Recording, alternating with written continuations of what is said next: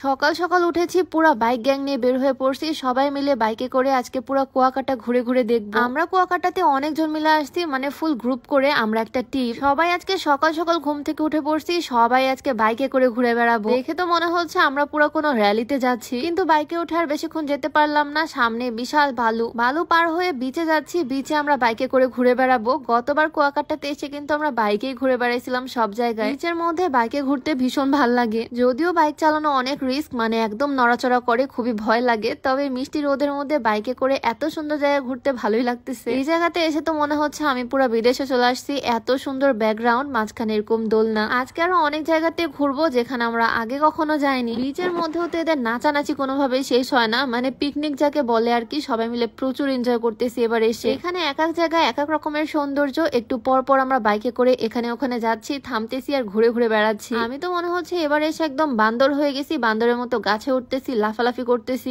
ইচ্ছা মতো মজা করতেছি সবাই মিলে। এই পুরা এলাকাতে সকাল সকাল আমরা ছাড়া আর কেউ নাই। দেখো ঘুরে বেড়াতে কি যে ভালো লাগতেছে। আর সবচেয়ে মজার বিষয় হচ্ছে এখন আমরা আর বাইকে করে না, এখন বোটে করে বাইক সহ আমরা সবাই পার হব ওই চরে। পাশের ওই চরটার নাম হচ্ছে কাউয়ার চর। হ্যাঁ ঠিকই শুনছো, কাউয়ার চর। সেই কাউয়ার চরে এখন আমরা যাচ্ছি। ফেরিতে করে বাইক সহ আমরা মানে সবাই মিলে পার হচ্ছে এই ছোট্ট নদীটা। বলতে গেলে ভয়ে ভয়ে এপাশে আমি পার হয়েছি, এখন এই চরটাও একদম ঘুরে ঘুরে দেখবো। গতবার আসছিলাম আমরা কুয়াকাটাতে, বাট এই জায়গাটা আসা হয়নি তখন। সবার কাছ থেকে শুনছি এই জায়গাটা নাকি অনেক বেশি সুন্দর। এই জায়গা থেকে সুন্দর করে সূর্যোদয় দেখা যায়। সূর্যোদয় তো আর দেখতে আসেনি, সূর্য উদয় অনেক আগে হয়ে গেছে। জায়গাটা ঘুরে দেখতে আসছি। আসলে জায়গাটা কেমন দেখে তো মনে হচ্ছে পুরো মুভির শুটিং স্পট। ঘুরতে ঘুরতে একটা লাল কাঁকড়া চোখে পড়লো, সাথে সাথে আমি ধরে ফেলছি। আসলে আমার ভয় ভীতি একটু কমই কাজ করে। যাই হোক, ভিডিওর মাঝখানে আমি একটু বলে রাখি, তোমরা যারা লম্বা হতে চাও, উচ্চতা বাড়াতে চাও, তোমরা চাইলে এই কম্বোটা ট্রাই করতে পারো, যেখানে থাকছে হাইট গ্রোথ প্লাস সাপ্লিমেন্ট আর থাকছে হাইট ডেভেলপ সাপ্লিমেন্ট। বিএসটিআই কর্তৃক অনুমোদিত হওয়ায় এটাতে কোনো রকমের সাইড ইফেক্ট নাই। এটা মূলত হাড়ের বৃদ্ধির মাধ্যমে দেহের উচ্চতা বৃদ্ধি করে আর হাড়ের শক্তি বৃদ্ধি করে। এটা ছেলে মেয়ে যে কেউ খেতে পারবে, কোনো রকমের সাইড ইফেক্ট নাই, কারণ সম্পূর্ণ ন্যাচারাল উপাদান দিয়ে তৈরি। এই কম্বোটা তোমরা পেয়ে যাচ্ছ শেখ অ্যাভিনিউ ফেসবুক পেজ থেকে। তাদের পেজটা আমার ডেসক্রিপশনে মেনশন করে দেওয়া থাকবে, চাইলে ভিজিট করে আসতে পারো। তো চরে ঘুরতে ঘুরতে আমাদের প্রচুর পরিমাণে ক্ষুধা লেগে গেছে, তাই আমরা এই জায়গায় আসলাম। এখানে অনেকগুলো হোটেল আছে, সকালের ব্রেকফাস্ট আমরা এখান থেকেই করব। এখানে আমরা গরম গরম খিচুড়ি আর ইলিশ মাছ ভাজা খাবো। ক্ষুধা একদম পেটের মধ্যে চুচু করতেছে, তাই দেরি না করে খাবারের থালা নিয়ে বসে পড়লাম। গরম গরম খিচুড়ির সাথে ইলিশ মাছ ভাজা,